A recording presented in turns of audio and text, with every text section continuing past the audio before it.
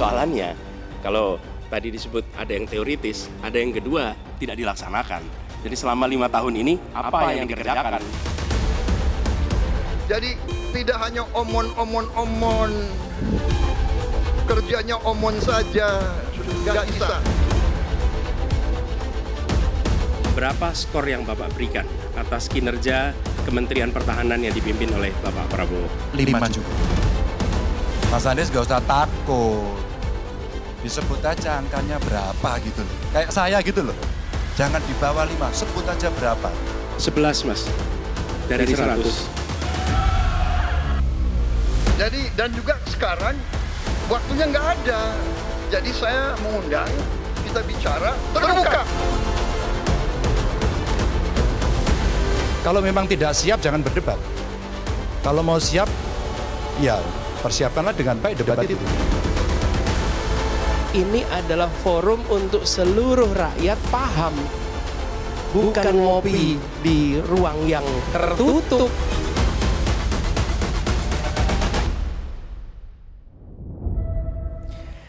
Ya baik, sebelum Mas Subardria menjelaskan aturan mana yang dilanggar oleh Anies Baswedan, saya jadinya ke Mas Billy dulu saja. Mas Billy, menurut Anda ada tidak sih dalam pernyataan Anies Baswedan dalam debat kemarin yang melanggar aturan debat ataupun aturan pemilu begitu? Baik, kita merasa sampai hari ini ketika menampilkan performa terbaik Pak Anies di debat kemarin tetap dalam koridor substansi yang tepat. Baik itu data, kritik, pernyataan, ataupun pertanyaan dari Pak Anies yang disampaikan ke dua paslon. Dan ketika kita ingat esensi debat, tentu kita ingat tentang apa itu data teknokratik dan juga data yang bersifat faktual. Dan ketika kita menyampaikan kritik atau menyampaikan data yang pertanyaan, tentu kita harus sisipi dengan data yang faktual, kemudian dengan angka. Dan dari situ kan sebenarnya ketika kita kembali ke esensi debat, paslon yang menjawab pertanyaan atau menyampaikan pernyataan tentu bisa menjawab dengan data yang lain pula. Dan kami melihat dari apa yang disampaikan oleh teman-teman Mas Subardria dan teman-teman kan terkait dengan dua hal. Terkait dengan angka 11 dari 100 dan juga angka 340.000 hektar. Kan selama itu juga ada konteksnya. Ketika 340.000 hektar itu disampaikan, yang pertama itu kutipan yang disampaikan Pak Jokowi ketika debat 2019. Yang kedua, angka itu adalah angka berupa komparasi ketika 340.000 hektar itu dibandingkan dengan kepemilikan rumah prajurit. Dan semua itu masih dalam koridor substansi yang tepat. Kemudian untuk yang 11 dan 100 tentu kan dinamika debat itu kan secara spontan juga akan muncul angka. Kemudian penilaian-penilaian itu kan juga secara subjektif disampaikan oleh paslon. Dan saya rasa semua masih dalam batas yang wajar. Oke, Demikian, Mas Subardria, aturan mana yang dilanggar oleh Anies Baswedan?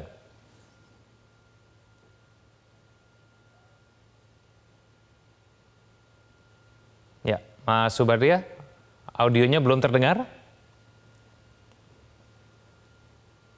Ya, halo Mas Subardria, tampaknya masih di mute, boleh di unmute suaranya? Oke, sudah jelas Mas. Oke, ya silakan Mas Subardria. Baik, terima kasih Mas.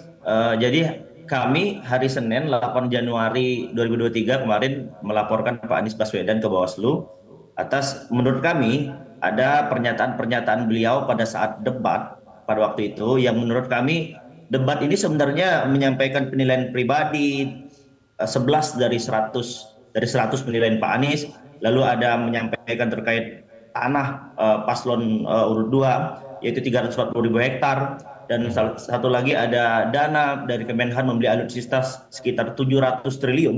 Menurut kami semuanya tidak benar. Karena debat ini adalah rangkaian daripada kampanye dan itu ada aturannya. Menurut kami ini diduga kuat melanggar Undang-Undang Pemilu dan peraturan KPU tentang kampanye. Yaitu ada di pasal 280 ayat 1 huruf C junto pasal 521 Undang-Undang Pemilu dan pasal 72 ayat 1 huruf C peraturan Komisi Pemilihan Umum nomor 20 tahun 2003 tentang kampanye pemilu. Ya, Mas Subardria, ini inisiatif dari Anda sendiri ataukah memang ada pihak lain yang mendorong Anda untuk melaporkan Anies ke Bawaslu? Ya, ini adalah inisiatif kami sendiri dari teman-teman PHPB, yaitu Pendekar Hukum Pemilu Bersih, yang mana kami selalu menginginkan pemilu damai, bersih, jujur, tanpa adanya kecurangan. Jadi kami memang inisiatif pribadi dari teman-teman PHPB. Dan kami tidak terafiliasi dengan paslon manapun. Oke, baik. Berkaitan dengan argumen yang disampaikan, bukankah kemudian pernyataan yang disampaikan Anies Baswedan ini sebetulnya juga disampaikan oleh Joko Widodo pada saat debat Pilpres di tahun 2019? Apakah itu artinya kemudian Joko Widodo pada saat itu juga menyampaikan informasi yang tidak benar sehingga kemudian melanggar aturan pemilu menurut Anda, Mas Subadria? Ya, sebenarnya begini Mas, terkait artinya ketika ada seseorang atau kami warga negara, yaitu kami mempunyai hak pilih, menurut kami ini sangat janggal dan disampaikan pada saat forum debat, menurut kami salah, kami juga berhak melaporkan ke Badan Pengawas Pemilu, yaitu Bawaslu. Artinya, kalaupun pada saat itu ada teman-teman ataupun aliansi yang ingin melaporkan Pak Jokowi pada saat itu sah-sah saja artinya. Gitu. Tapi bagaimana tanggapan Anda berkait dengan pernyataan yang disampaikan Anies Baswedan itu sebetulnya sama dengan yang kemudian disampaikan oleh Joko Widodo dalam debat Pilpres 2019, Mas Subadria? Ya, kami mungkin tidak terlalu jauh menanggapi terkait itu karena fokus kami melaporkan dan kami sudah resmi melaporkan dan tanda terimanya ada, diterima oleh Bawaslu. Jadi kami lebih fokus itu, Mas. Kami tidak ingin menanggapi yang di luar konteks daripada laporan kami. Oke. Tanggapan Anda, Mas Billy, punya argumen yang kuat tidak sih teman-teman dari teman-teman Mas Subadria ini termasuknya yang kemudian melaporkan Anies Baswedan kepada Bawaslu, Mas Billy? Baik, jika kita berangkat dengan praduga bahwa semua orang sama posisinya di hukum, kami menghargai apa yang ditempuh oleh Mas Subadria dan teman-teman. Dan tentu prosesnya kami percayakan penuh kepada Bawaslu yang akan mengelola laporan ini. Dan kami melihat juga dari argumen yang disampaikan tentu semuanya terkait dengan substansi debat. Tidak ada serangan yang bersifat personal, tidak ada serangan yang menghasut ataupun yang keluar dari pembahasan ketika yang disampaikan dari debat. Dan biarlah publik yang menilai, dan kami merasa apa yang disampaikan juga Timnas Amin memiliki tim hukum nasional yang nanti akan menanggapi dan juga memikirkan langkah-langkah strategis untuk menghadapi hal tersebut. Tapi ketika kita berbicara tentang demokrasi, ketika kita berbicara tentang kebebasan berpendapat, tentu ketika semua paslon diberikan kesempatan yang sama di dalam debat, pun baiknya juga data-data yang dirasa tidak benar tersebut dijawab di debat. Dan itu kan juga bisa menunjukkan bahwa ketidaksiapan data tersebut ditampilkan, dan hari setelah debat, tim TKN ataupun semua yang terafiliasi dengan Capres Paslon 02 berusaha membantah dengan data. Dan tentu apa yang disampaikan Mas Subadria tadi kembali kami tekankan dengan menghormati, dan jika semua bisa berpikiran secara logis dan nalarnya juga bisa dipakai secara logis, tentu apa yang disampaikan tadi semuanya masih bisa debatable, semuanya masih bisa didiskusikan, dan kembali biarlah proses hukum nanti yang akan menjawab laporan itu.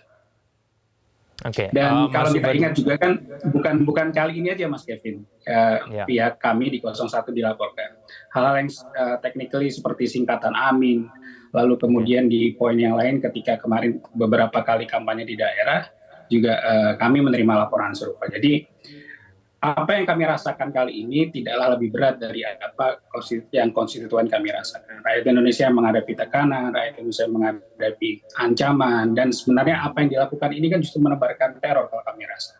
Menebarkan bahwa setiap permasalahan yang kecil mungkin dianggap publik kembali dilaporkan, ataupun patternnya selalu berulang untuk pelaporan-pelaporan tersebut. Oke, Mas Jelajahi cara baru mendapatkan informasi. Download Metro TV Extend sekarang.